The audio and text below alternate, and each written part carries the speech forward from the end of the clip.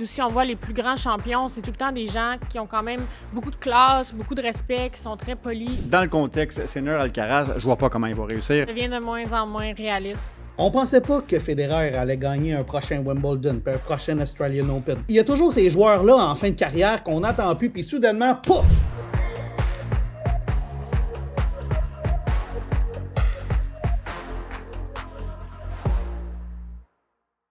Salut, bienvenue à Sur la ligne, le podcast officiel de Tennis Canada en collaboration avec Chaos Sport, Charlotte Robillard-Millette et Hugues Léger en ma compagnie en studio. Moi, je suis à l'extérieur, mais pas question de manquer un enregistrement. Ça me fait toujours plaisir d'animer ce show-là. C'est vraiment un de mes plaisirs à chaque semaine.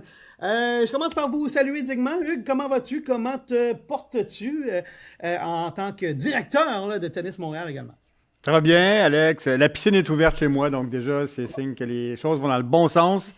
Tennis à l'extérieur, malgré le vent et tout ça. Donc, ça va dans le bon sens. Et on a commencé notre saison extérieure à Tennis Montréal depuis lundi dernier. Donc, c'est parti. Premier tournoi à Outremont, tournoi vétéran master sanctionné provincial, le premier de la saison au parc Garneau d'Outremont. Donc, ça roule, tout va bien.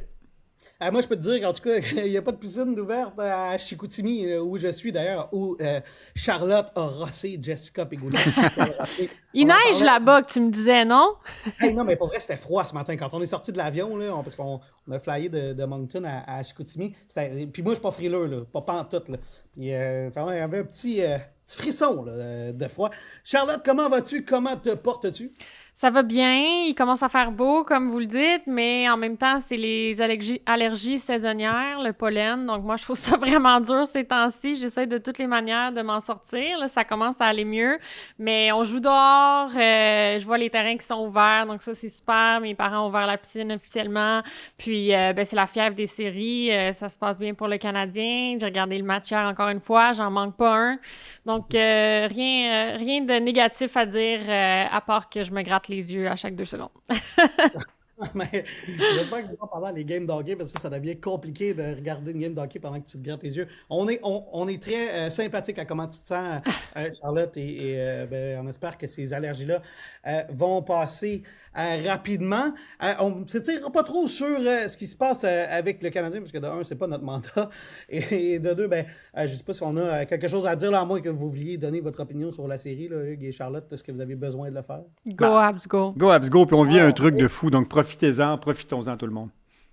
Exact. Ça va très bien pour le Canadien. Ça a moins bien été pour les Canadiens à Rome. On va en parler dans notre résumé de mi-tournoi. J'aimerais qu'on commence avec celle avec qui on a terminé le dernier épisode, c'est-à-dire Bianca. Et je vais vous dire, on est quand même pas fou.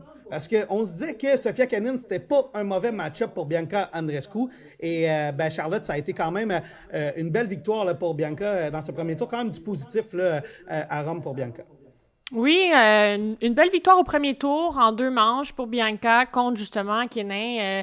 On l'avait dit, c'est un match qui était alléchant à voir aller. Vous êtes 2 anciennes championnes de Grand Chelem. On se demandait comment ça allait aller. Les deux ont pas nécessairement le niveau qu'ils avaient quand ils ont gagné des Grands Chelems, mais essaient de revenir au même endroit, disons, au top. Puis, sur terre battue, on disait que peut-être Bianca aurait l'ascendant, et c'est le cas. Puis ensuite, elle avait une grosse posture face à Bencic, mais petit pas par petit pas, je pense que d'avoir des victoires comme ça dans des tournois WTA 1000, même si c'est une à la fois, ça fait du bien à la confiance, ça montre qu'elle est capable de justement passer un tour ou 2, puis à un moment donné, peut-être que ça débloquera pour elle. Mais moi, j'ai toujours très confiance en Bianca, pas seulement parce que je l'adore comme personne et que c'est une de mes meilleures amies, mais je connais son niveau de tennis, je connais sa mentalité de battante, de fonceuse qui n'abandonne jamais, qui baisse jamais les bras. Et tu peux pas avoir les résultats qu'elle a eu à un si jeune âge si tu n'as pas le talent pour continuer de progresser et d'atteindre les plus hauts niveaux. Donc, je sais que c'est une question de temps. Si elle continue à mettre la main à la pâte, elle va pouvoir continuer à gravir les échelons, puis ça s'en vient pour elle. Donc, j'ai hâte de la voir progresser comme ça. Oui, puis c'était vraiment une victoire intéressante. C'est des beaux points au classement aussi pour elle en WTA 1000. Donc, il y a beaucoup de positifs pour elle, je pense, cette semaine. On a vu, elle a été courageuse d'aller dans des plus petits tournois Exact. au début de l'année, il y a quelques mois. Puis justement, ça a bien été. Elle a atteint des finales. Elle a gagné des titres dans des 35 000, des ITF 35 000. Puis c'est pas toujours facile, ça, de passer de gagner un grand chelem, gagner des WTA 1000, à devoir retourner en arrière, jouer des plus petits tournois. Mais c'est la bonne chose à faire, selon moi, pour jouer des matchs, reprendre confiance, retrouver ses sensations. Parce que oui, c'est bien de jouer des WTA 1000 et des grands chelems, mais quand t'enchaînes pas les matchs, ça peut être plus difficile. Exact. Donc, comme tu dis, là, d'être capable de gagner un match avec des points qui sont significatifs pour son classement, ça va l'aider aussi.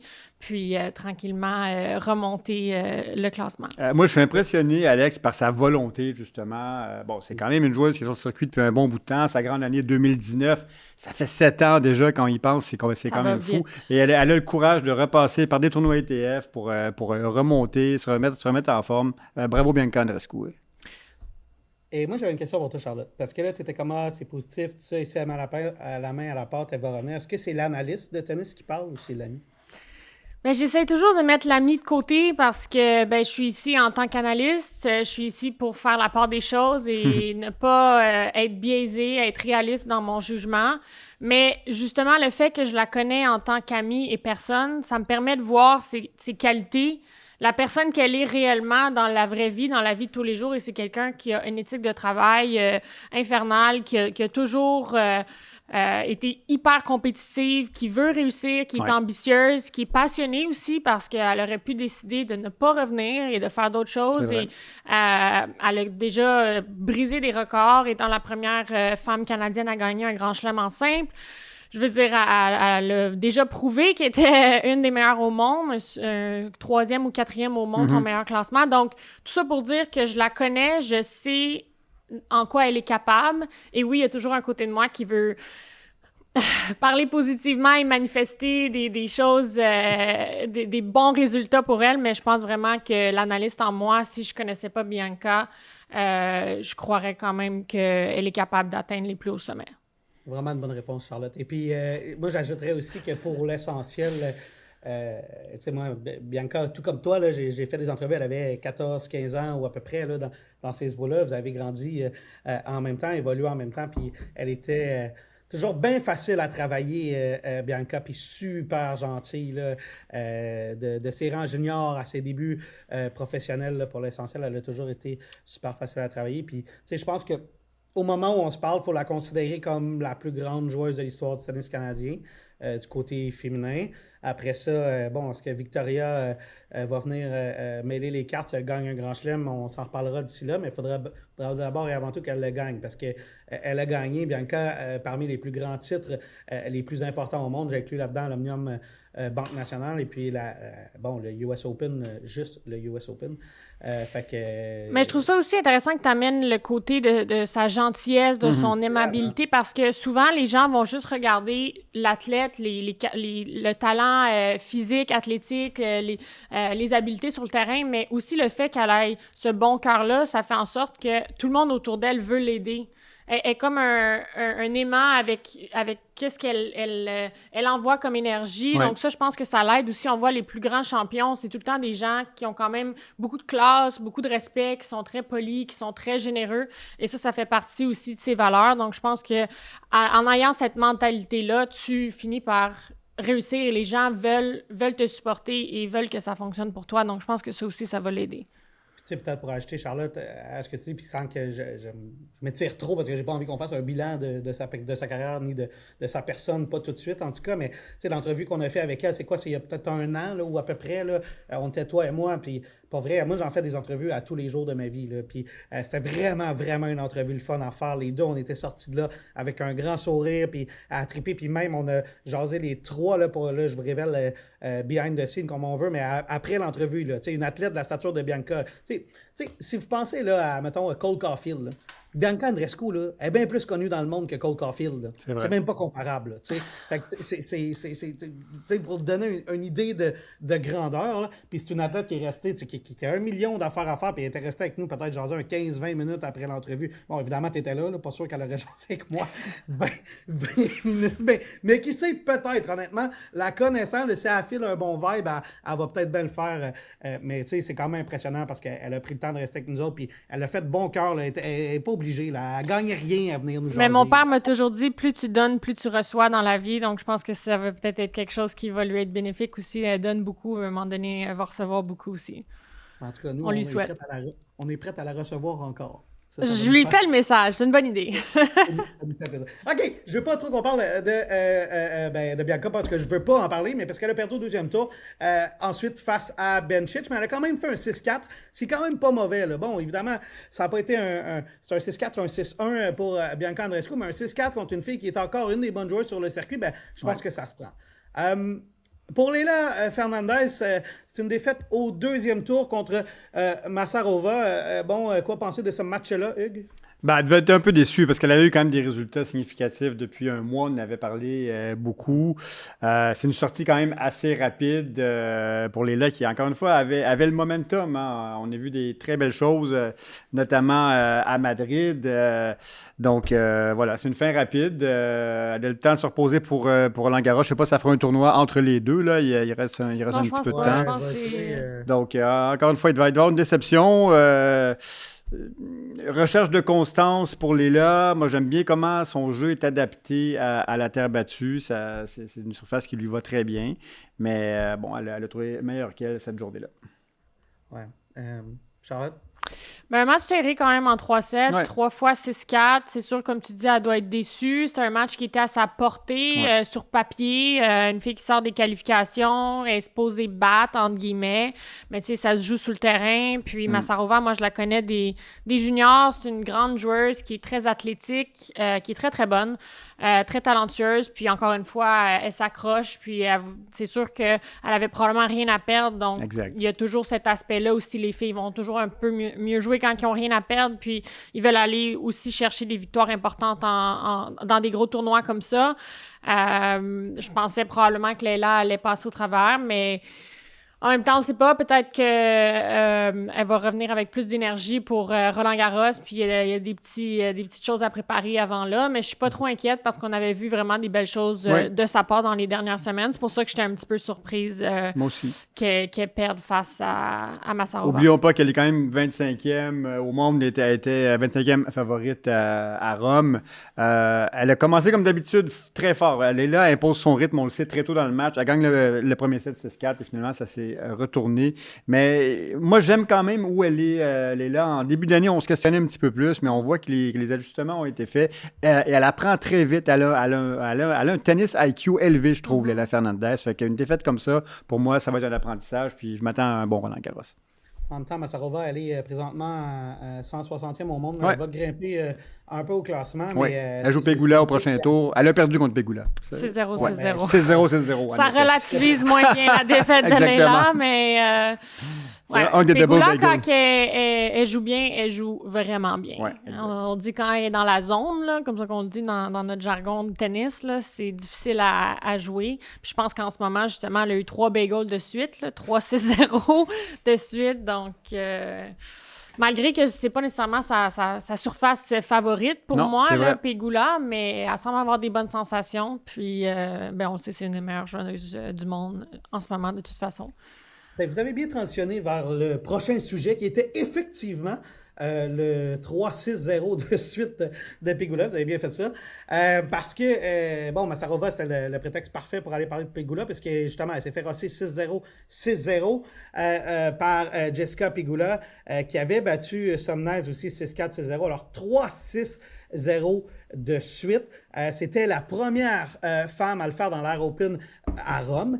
Spécifiquement, je suis allé voir, là, j'ai pas fait une recherche très approfondie, mais je suis quand même allé voir si ça arrive. Ça arrive pas souvent. Là. Juste d'instinct, on peut se dire le 3 fois 6-0 de suite là, sur le circuit de la WTA et ou de l'ATP, ça arrive vraiment pas souvent. Mais je suis allé voir et ça est arrivé il y a pas si longtemps. Êtes-vous capable de de prendre un guess sur la joueuse qui l'a fait. C'est une excellente joueuse de terre battue. J'ai l'impression que Swiatek. Oui, Swiatek, je dirais moi aussi. Oh, c'est un excellent choix. Swiatek, en 2024, à Roland-Garros, avait fait 6-0 de suite. Alors, non, c'est quand même une grosse performance là, de Jessica Pegula, parce que c'est vraiment pas quelque chose qui arrive. On parle généralement de double bagel, mais de triple bagel, c'est plus rare quand même. Et savez-vous, c'est qui les joueuses avec qui elle a fait Swiatek? Là, c'est loin dans ma mémoire, par contre. C'est quand même, ce qui est impressionnant, c'est que c'était Vondrousova. Oh, quand même. Wow. Et Patapova. Oh, wow. Ouais. Rien de moins. Non, C'était la grande époque de Swiatek sur terre battue. Je suis pas sûr qu'elle pourrait le répéter maintenant. Non, en ce moment, moins. Ouais. Moins. On le voit que c'est plus difficile. Ouais. Mais... Elle a fait 6-0, 6-0 contre Patapova et un premier set de 6-0 contre Vondrousova avant d'enregistrer un 6-2. C'était en route vers sa victoire à Roland-Garros. Ouais, ça, c'est surprenant. 2024. Mais elle aussi, c'est une joueuse qui, quand elle joue bien, est difficilement battable et même invincible quasiment. Donc, ça me surprend pas. C'était à l'époque où elle était presque invincible sur terre battue. Là. Mais là, elle a bien joué cette semaine. Elle a des bonnes sensations quand même. Elle a battu Osaka quand même assez facilement. Puis, elle avance, elle continue. On va voir qu'est-ce qui va se passer avec ça. Mais c'est une autre joueuse qu'on ne peut jamais mettre à l'écart, selon moi. Ben non, puis d'ailleurs, elle est encore... là, aux dernières nouvelles, elle affronterait... je cherche à voir parce que mes notes datent de quelques heures déjà, là, mais elle pouvait affronter... Pegula affrontait soit la gagnante de Osaka Swiatek. Alors, ça va être un très bon match. Ouais. Ben, il y a beaucoup de bons matchs. Andreeva contre Coco. Oui, c'est prometteur, ça. Et là, j'avais Rybakina contre possiblement Svitolina, là, mais comme je dis, ouais, mes notes... Svitolina a gagné, oui. Bon, alors si Svitolina a gagné, c'est déjà réglé. Alors, il reste beaucoup de bons matchs, honnêtement, du côté des femmes. Alors, ça va être intéressant. Puis, pour vrai, honnêtement, dernièrement, puis c'est plate de le dire, là, peut-être à cause de scénario, mais je trouve qu'il y a plus d'intérêt pour moi du côté féminin que du côté masculin. Oui, bien, il y a beaucoup de bonnes joueuses. Il y en a beaucoup qui jouent bien. Surtout, là, on voit Sabalenka qui fait 2-3 semaines que ça va peut-être un petit peu moins bien, entre guillemets. Elle gagnait tous les tournois depuis le début de l'année. Donc là, ça brouille les cartes, je trouve, avant Roland-Garros. Beaucoup de frustration à Sabalenka en ce moment. Oui, puis elle parlait aussi que son corps l'a lâché dans son match, que physiquement, c'était plus difficile, puis qu'elle allait avoir besoin de prendre quelques jours pour se remettre un petit peu sur le piton, comme on dit. Mais je pense que c'est normal après une longue séquence aussi, où est-ce que tu joues aussi bien, tu gagnes autant de matchs. Il y a sûrement une fatigue mentale et physique qui s'accumule aussi.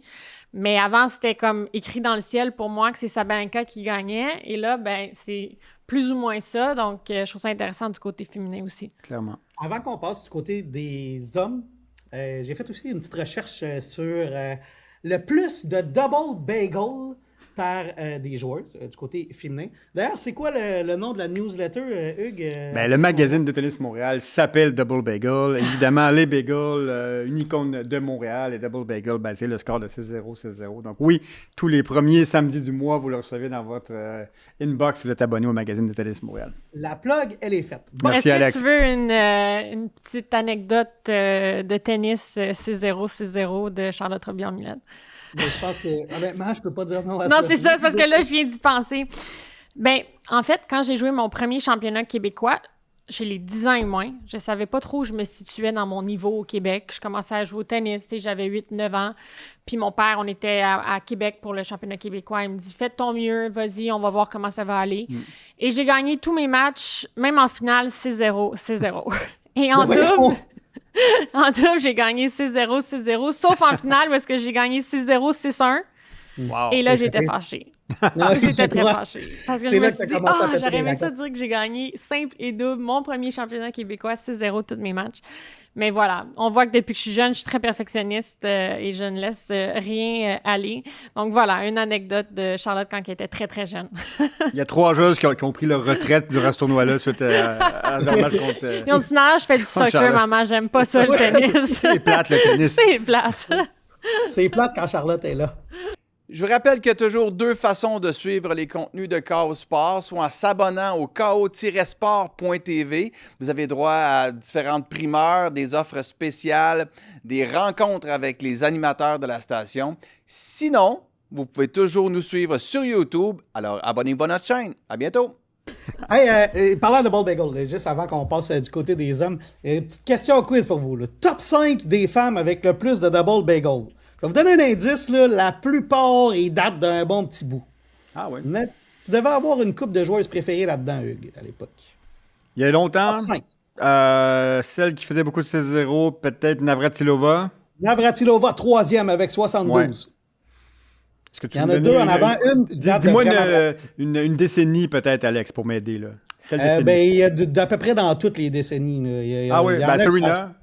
sont- Serena 5 avec 64. Mettons juste peut-être une génération avant Serena. Puis peut-être... Ouais. C'était Steffi Graf ou Céleste? Steffi Graf avec 71. Hey, oh, vous êtes 3 sur bon, 3. là. Moi, je Il vous réponds manque pas. la Moi, je place. dis rien, j'écoute. Il vous manque la première, puis il vous manque la 2. Il vous manque 1 et 2, en fait. Chris Evert? Chris Evert, 1 à 106. Là, t'as-tu le tableau devant toi? Non. Moi, je peux plus. Non, mais répondre. je m'attends à peux voir voir. le 5 en 5. Mais je m'attends à là. avoir une récompense, un prix quelconque, là, par contre. Ok, Dis-moi ce que la je peux gagner, deuxième- puis je vais y aller pour la 5e. La deuxième, c'est vraiment vieux, puis on réfère souvent à elle pour les records. Margaret Court? 5 en 5! Bon, je veux une paire de billets pour le prochain match des Canadiens, Alex. Wow! Alors, J'ai ça j'avoue dans que le c'est, hockey junior pas mal plus facilement. Wow, et c'est pour ça que Hugues fait partie du balado. C'est pour ça que c'est je suis impressionné. J'ai pas de 6-0, 6-0, mais j'ai eu les 5. De 5 en 5. Ouais. C'est encore mieux. Je vous jure que c'est pas arrangé. Non. Je vous jure. Je leur en ai même pas parlé avant le show, à peu près, là, que j'avais fait ça. Ben, Hugues, ta connaissance du tennis une fois de plus. Impressionnant. Je suis la mémoire vivante des statistiques que personne ne connaît. Merci au support On se moral complète de bien. Charlotte. Ouais, c'est ça. Moi, C'est bon. J'étais là. J'envoyais de l'énergie. Charlotte était là à 10 ans, elle. 6-0, 6-0, 6-0, 6-0, 6-0, 6-1, puis elle l'échappe. Hugues, il s'est dit, là, moi aussi, il faut que je montre Ben ouais, que il je suis fallait que j'ai capable. quelque Là. chose. Exact. C'est bon. Exact. OK, parlant de capable, il y a un Argentin qui a écœuré une Coupe de Canadiens cette semaine. Là. Navonnet a battu Chapovalov et Félix ouais. back-to-back. C'est pas fait des amis au Canada, lui. Le classique joueur de terre battue argentin, il a très bien joué, il faut lui donner. Là. Félix a pas mal joué, 7-6, 7-6, des crampes à la fin du match. Ça a été ça m'a difficile. surpris, ça. Ouais, physiquement pour Félix, ben écoute, moi j'ai vu le match, c'était très divertissant, puis c'était une victoire méritée. Décevant pour Félix quand même, qui était 4e favori du tournoi. Oublions pas aussi, en l'absence de Alcaraz, il y avait une opportunité pour lui, mais c'est terminé.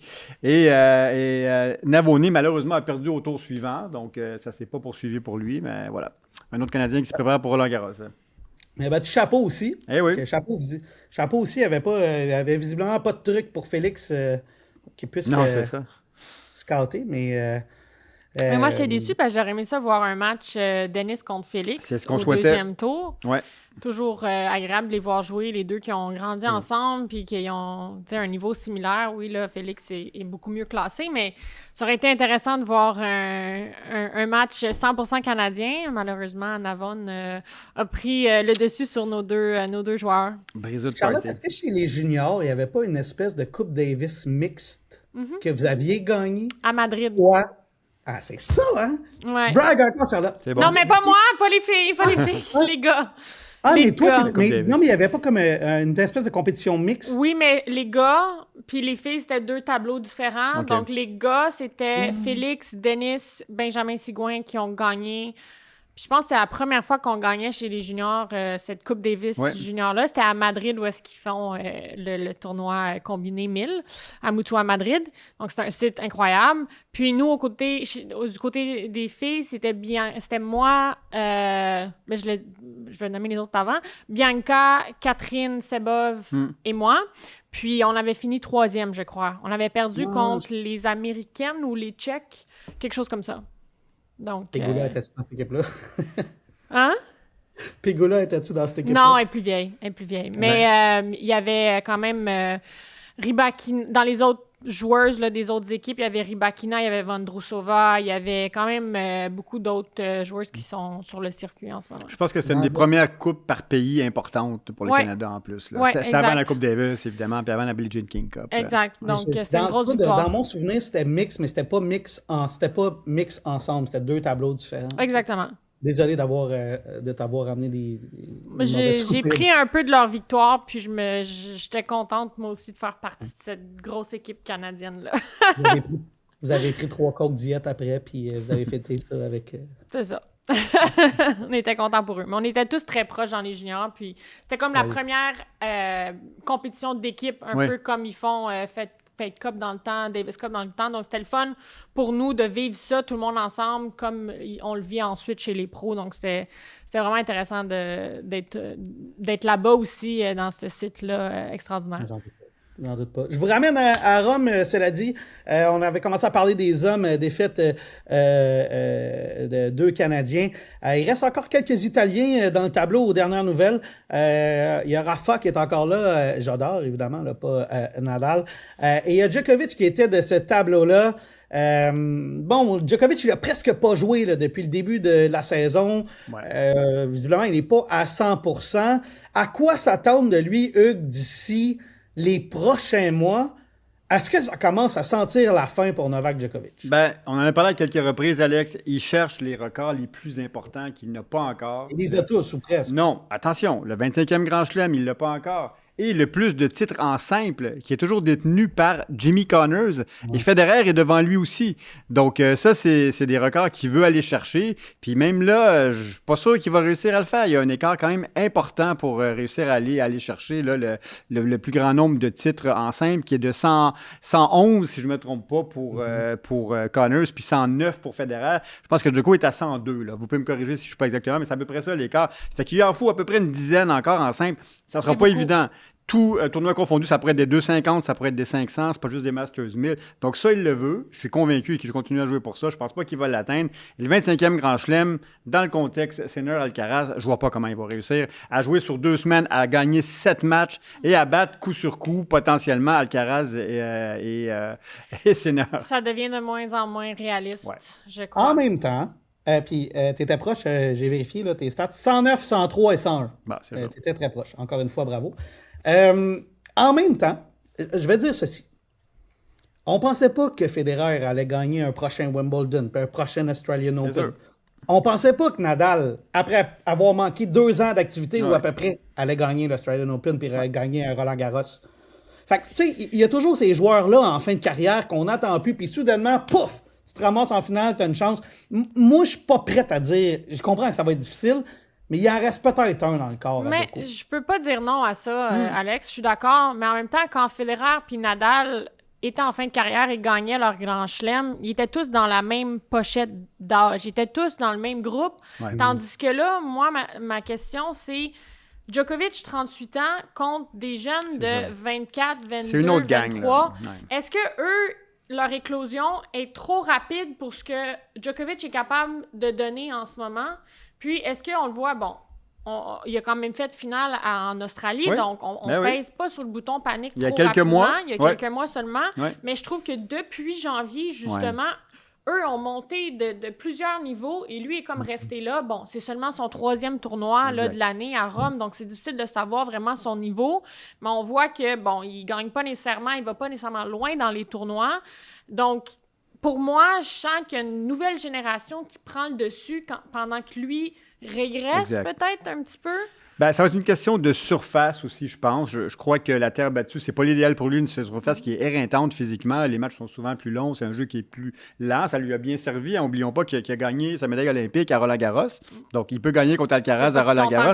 Ça fait une couple d'années. Donc, moi aussi, je suis prudent parce qu'à chaque fois que j'ai sorti Djokovic de l'équation, il m'a surpris à chaque fois. Mais là, il perd contre un qualifié prismique, donc dans un match de 3-7. Il avait l'air de souffrir physiquement. Donc, il commence à jouer. C'est vrai qu'il n'a pas joué beaucoup depuis quelques mois, mais bon, je pense pas qu'à Roland-Garros, il s'en va pour la 2e semaine. Je vais le redire. Il va peut-être me faire mentir encore, mais je vois pas un titre. Wimbledon, Je sais pas. Je pense que sa meilleure chance serait sur dur. Encore, on sait que ses plus grands titres ou le plus grand nombre de titres sont venus en Australie. Peut-être du côté du US Open, du côté de Montréal. Hein. Souhaitons qu'il soit à Montréal peut-être pour une dernière fois. Mais ça va être compliqué là, d'aller chercher son 25e Grand Chelem puis d'aller chercher le record du plus de titres en simple. Je pense aussi parce qu'à un moment donné, le temps le rattrape. Et même lui, comme tu dis, il veut les exploits, il veut les records. Les gros records. Et je pense que s'il réalise que c'est pas possible, peut-être que ça va être la fin pour lui, mais je pense que lui-même ne sait pas quand est la fin. Et il va comme arriver au pied du mur puis se dire... Bon, ben voilà. Ça sera une évidence à un moment donné. Exactement. S'il sait qu'il n'y a plus de record qu'il peut aller chercher ou même espérer d'y aller, je pense que c'est là qu'il va arrêter. Mais je crois que tout de même que sa petite stratégie de jouer moins de tournois pour garder son énergie, c'est quand même la bonne parce qu'il privilégie certains moments, certains tournois plutôt que de jouer beaucoup de matchs. Il n'y a pas besoin d'aller chercher de l'expérience ou des heures sur le terrain. Il en a fait des milliers et des milliers déjà. Il doit plutôt physiquement être apte et tactiquement être sain d'esprit. Et ça se fait dans un état où est-ce qu'il est reposé et physiquement bien. Donc, à voir, mais moi, j'y crois de moins en moins, malheureusement, même si c'est le meilleur de tous les temps. Ouais, je trouve que ton argument du décalage par rapport au talent et la jeunesse fait beaucoup de sens dans le contexte comparé à celui de Federer et Nadal et tout ça. La seule chose, c'est que dans leur cas, à eux, la génération pour les supplanter n'est jamais arrivée. Tu sais, celle des Milos Raonic et tout ça, qui aurait dû être la génération qu'ils auraient suivie, mais elle n'a jamais atteint le niveau, même en vieillissant. Cela dit, peut-être que ça va arriver dans une situation où t'as une espèce de tableau catastrophe, tu sais, comme je vais pas expliquer, je vais pas diminuer la finale Marin Cilic contre Kei Nishikori, mais c'était pas la finale que le monde attendait au US Open. Fait que tu te ramasses peut-être avec une finale de ce genre-là, avec un Djokovic puis je sais pas, là, un Casper Ruud que personne attend là, au US Open, puis là, ben, t'as Djokovic qui remporte ça en 3-7. Mais pour moi, c'est surtout Alcaraz et Sinner qui sont indétrônables par rapport à Djokovic. Donc là, par exemple, Alcaraz est mis de côté, est blessé, ne joue pas Roland. Par exemple, si Sinner virus la journée d'avant, j'espère pas pour lui, mais je fais juste dire, si par exemple, il n'est pas capable de jouer, là, pour moi, ça devient plus une possibilité. Un tableau peut s'ouvrir. Oui, exact. C'est certain. Parce qu'à part les deux grands, entre guillemets, je pourrais pas dire déjà d'emblée que Djokovic n'est pas capable. Je pense que si Djokovic se retrouvait contre Zverev, il se frotterait les mains, justement. Si les deux tops n'étaient pas là, même le troisième au monde, je pense qu'il pourrait aller le chercher. En tout cas, ça va être intéressant de voir ce qui va se passer du côté de Djokovic. Moi non plus, je suis pas prête à sortir l'équation, mais effectivement, ça va être quand même assez compliqué. Tantôt, je disais qu'il restait quand même quelques matchs intéressants, beaucoup d'Italiens, notamment Sinner dans le tableau. C'est intéressant d'avoir quelques Italiens dans le tableau à Rome. Et toi, Hugues, il y a un match qui a attiré ton attention. Il y a un certain Pellegrino italien qualifié qui va se retrouver contre Sinner en ronde des 16. Donc, Pellegrino, pas l'eau pétillante qu'on connaît très bien, mais un jeune Italien. Donc, c'est réjouissant pour le public du Foro Italico, cette rencontre 100% italienne en ronde des 16 qui était inattendue. Oui, il a battu Tiafoe, donc quand même surprenant. Et c'est lui qui a sorti Arthur Fils, qui s'est retiré du match à 4-0. Il devait pas être très bien. Espérons qu'il sera en forme pour Roland Garros parce que c'était un des joueurs en forme du printemps, Arthur Fils. Oui, ça, c'est un gros point d'interrogation. Exact. Mais Tiafoe, quand même, pour Pellegrino, c'est une grosse victoire. Là. À la maison aussi, c'est toujours plus difficile de jouer avec cette pression-là, ou bien ça nous aide parce que ça nous donne de l'énergie, mais c'est bien pour lui. Il doit être très content de cette semaine. Est-ce que tu préparais ce jeu de mots-là depuis une semaine? Je l'ai improvisé en live. Pellegrino, l'eau pétillante. Qu'on aime. Autre sujet qui a fait beaucoup jaser la semaine passée, c'est celui des bourses à Roland-Garros. Et puis, on se disait, qu'est-ce qui va arriver avec tout ça? Moi, j'étais plus, j'étais pas sûr que les joueurs allaient boycotter nécessairement le tournoi, mais là, ça commence à parler de boycott et je commence à y croire. Il y a Novak Djokovic qui en a fait parler. Il voulait pas tant revenir sur la question, mais il en a parlé pas mal finalement en conférence de presse. Hugues, tu vois comment l'évolution de ce dossier-là? Penses-tu que les joueurs vont aller jusqu'au boycott? Je pense pas qu'ils vont aller jusqu'au boycott, mais je pense que le débat, il est intéressant. Puis j'apprécie beaucoup que les joueurs du top 10 poussent sur ce sujet-là.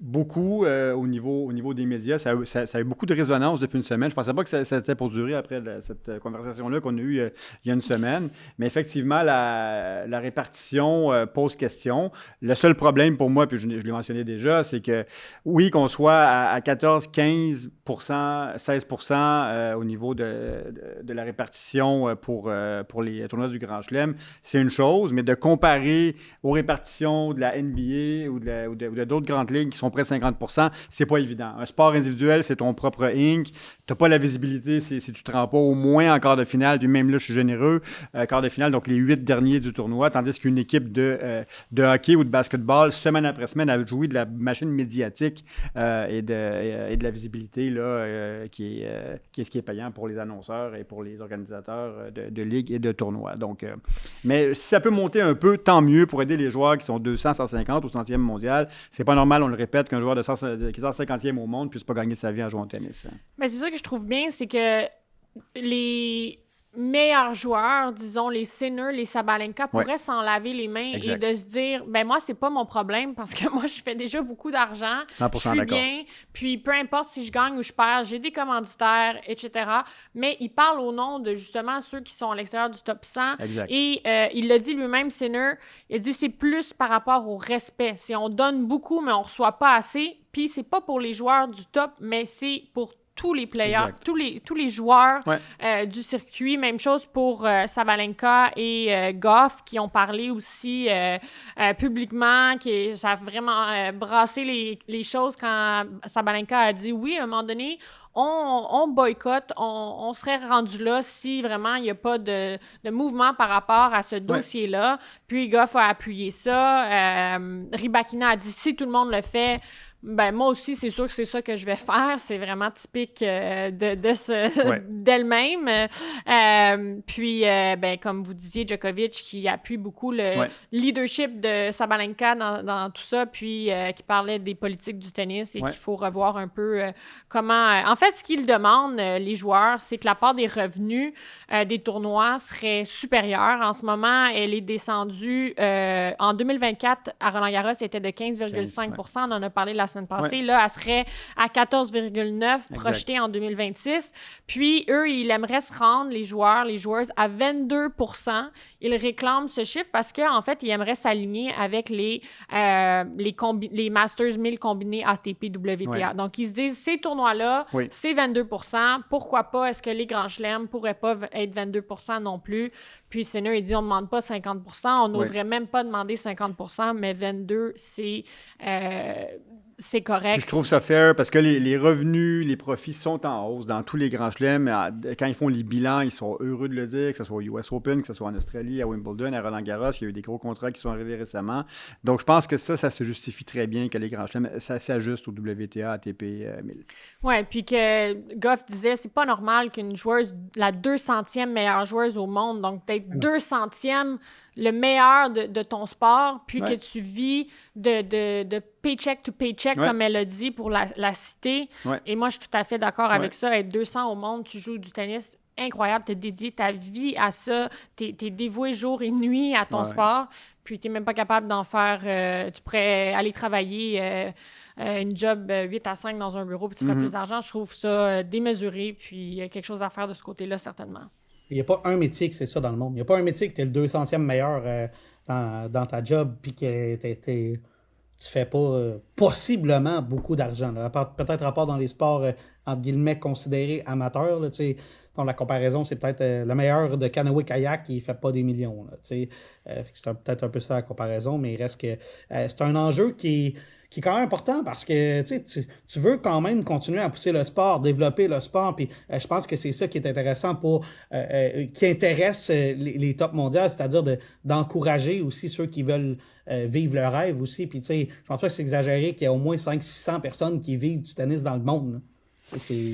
Non, puis ça date pas d'hier, hein. On voit qu'il y a beaucoup de gens, ça fait des années et des années qu'on en parle. Clijsters, sur son podcast, justement, disait qu'elle se rappelle, elle, quand elle était dans les tournois, que les sœurs Williams parlaient de ça haut et fort, étaient dans des salles avec les hauts placés des tournois pour discuter, justement, de qu'est-ce qui pouvait être fait pour avoir plus d'égalité entre les bourses hommes et femmes, qu'ils ont déjà parlé de boycott, mais que c'est toujours difficile à mettre en place, mais que là, pour le moment, au moins, on voit que c'est une grosse partie des meilleurs joueurs qui se mettent ensemble et peut-être que ça va faire avancer la situation, mais ça reste à voir. Ils ont parlé aussi de Wimbledon et US Open qui vont peut-être avoir leur mot à dire par rapport à ça cette année, donc à voir de ce côté-là. Et on sait que c'est l'US Open qui a été le précurseur tout le temps, notamment au niveau des bourses égales hommes et femmes. Donc, s'il y a un geste qui sera peut-être posé, souhaitons que ce soit au US Open, ça serait dans la continuité là, des décisions importantes pour les joueurs. Là, mais il faudrait que les autres suivent aussi. Il faudrait qu'ils suivent. Donc, mais l'US Open a été le leader souvent. Ouais. Tu sais, Roland-Garros, Wimbledon, c'est des vieux tournois de billets. Bon, l'US Open aussi est vieux, mais c'est les grands chelems classiques, disons-le comme ça. Ils semblent être plus fermés sur leurs principes. Ça a été long Roland-Garros aussi au niveau des bourses. Mais en même temps, ça me surprendrait qu'ils disent « Ah, c'est bon, parfait, on augmente à 22 ». Donc, c'est sûr qu'il va y avoir une négociation, une conversation, mais si ça l'augmente tranquillement et ça s'en va vers là, je pense que les joueurs vont avoir fait quelque chose de très bien. Oui. Avant de conclure l'émission, je veux vous parler d'un petit truc parce que si vous êtes un méga fan de tennis, vous avez peut-être une chance d'aller à Roland-Garros parce que les restaurants La Cage, en collaboration avec Stella Artois, organisent un concours où le Grand Prix, c'est de vous amener à Roland-Garros. Alors, la façon dont le concours fonctionne, c'est un pichet, 3 chances de remporter. Alors, vous pouvez acheter un pichet de bière pour pouvoir remporter le Grand Prix qui est d'aller à Roland-Garros. C'est un concours qui est du 4 au 17 mai. Alors, si c'est quelque chose qui vous intéresse, peut-être aller voir les détails sur le site de La Cage. Si vous êtes un méga fan de tennis, c'est peut-être la façon la plus simple de trouver des billets pour Roland-Garros. Ça va vous coûter moins cher un peu. Et Alex, on sait que La Cage s'installe en France avec beaucoup de succès en ce moment, à plusieurs succursales déjà, donc c'est dans leur expansion. Ouais. Et ils font bien ça, honnêtement, cette expansion-là. Et c'est drôle, je parlais à du monde et on me disait qu'il n'y a pas vraiment ce genre de restaurant-là en France. Alors, ils sont peut-être dans une niche et ils ont peut-être trouvé une niche qui va leur appartenir en France. Qui sait?